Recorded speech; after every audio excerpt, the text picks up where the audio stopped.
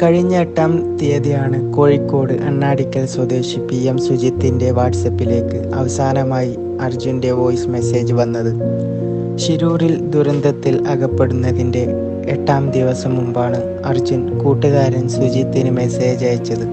പ്രാർത്ഥനയോടെ കഴിയുന്നതിനിടയിലും ഫോണിലെ voice message സുജിത്തിനെ ഇപ്പോഴും കരയിപ്പിക്കുന്നുണ്ട്.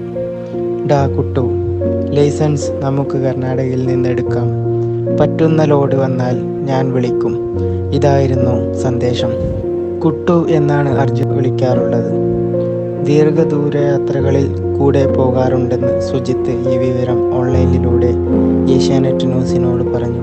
പല പ്രദേശത്ത് കൂടി പോകുന്നത് കൊണ്ടാണ് ഫോണിൽ റേഞ്ച് ഇല്ലാത്തതെന്നും സുജിത്തിനായുള്ള ലൈസൻസ് കർണാടകയിൽ നിന്നെടുക്കാമായിരുന്നു ശബ്ദ സന്ദേശത്തിൻ്റെ ഉള്ളടക്കം.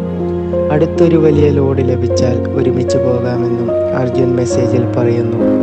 സുജിത്തിന് ഹെവി ലൈസൻസ് ഉണ്ടായിരുന്നില്ല. കേരളത്തിലെ ലൈസൻസ് പരിഷ്കരണങ്ങൾ ഏർപ്പെടുത്തിയതോടെ എളുപ്പമല്ലാതായി.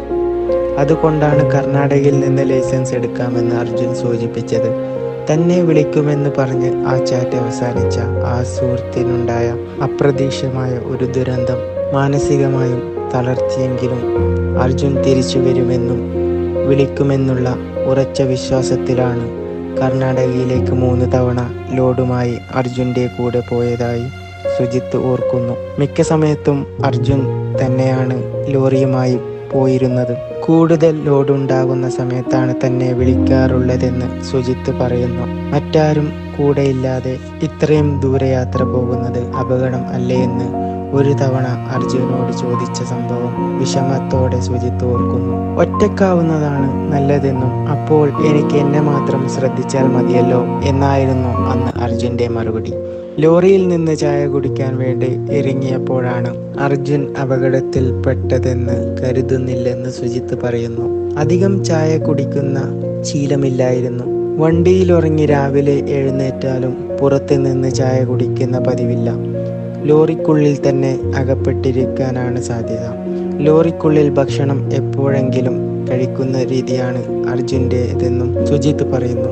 വീട് പണിതതിൻ്റെ സാമ്പത്തിക ബാധ്യതകൾ നീക്കാനുള്ള ഓട്ടത്തിലായിരുന്നു അർജു എന്ന് സുജിത്ത് പറയുന്നു. ഒരു യാത്ര കഴിഞ്ഞ് തിരിച്ചെത്തിയെന്നറിഞ്ഞാൽ സുജിത്ത് അർജുവിനെ വിളിക്കും. നാട്ടിലേക്ക് ഇറങ്ങില്ലേ എന്ന് ചോദിക്കും. രാവിലെ ലോഡുമായി പോകണം, അത്രയും വീട്ടുകാരോടൊപ്പം കഴിയട്ടെ എന്നായിരുന്നു മിക്കപ്പോഴും ലഭിച്ചിരുന്ന മറുപടി. എത്ര വലിയ ലോഡാണെങ്കിലും സഹായിക്കാൻ ആരുമില്ലെങ്കിലും അർജുൻ ആ ദൗത്യം ഏറ്റെടുക്കുമെന്ന് സുഹൃത്ത് സുജിത്ത് പറയുന്നു. പെട്ടെന്ന് ലൈസൻസ് സംഘടിപ്പിക്കണമെന്നും നിന്നെ ലേനിലിറക്കുന്ന കാര്യം ഞാൻ ഏറ്റെടുത്തുവെന്നും അർജുവിൻ്റെ ഇടയ്ക്കിടെയുള്ള ഓർമ്മപ്പെടുത്തലിനെ പറ്റി പറയുമ്പോൾ സുജിത്തിൻ്റെ കണ്ണുകൾ നിറയുന്നു.